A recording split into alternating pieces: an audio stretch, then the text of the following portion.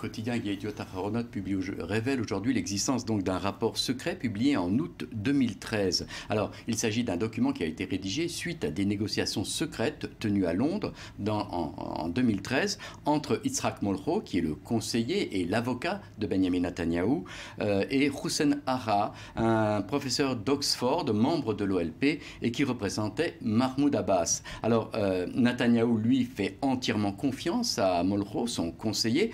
Abou Mazen, selon le quotidien, s'est servi d'Hara comme d'un appât pour dévoiler l'ampleur des concessions que Benjamin Netanyahou était prêt à faire. Du reste, lorsque le rapport a été remis à Abou Mazen et à Benjamin Netanyahou, le président de l'autorité palestinienne a tout simplement dit qu'il n'était pas du tout au courant de ces négociations secrètes et qu'Hussein Hara ne représentait que lui et n'avait aucun mandat pour négocier. Alors, tour de passe-passe de la part de Mahmoud Abbas, on l'a bien compris. Sur le fond, de quelles concessions est-ce qu'on parle? Alors, sur le fond, c'est le quotidien à Yediot Ahronoth qui parle de concessions et qui utilise ce terme, mais la liste, les 5 points principaux sont des points qui sont connus, notamment Benjamin Netanyahou aurait accepté de négocier un retrait israélien sur les lignes d'Ouest 67 avec échange de territoire, chose connue, pour inclure les grands blocs d'implantation. Alors là, ce qui est intéressant, c'est que ce n'est pas tellement la concession de Benjamin Netanyahou, mais apparemment les Palestiniens sont prêts à accepter l'intégration des blocs d'implantation.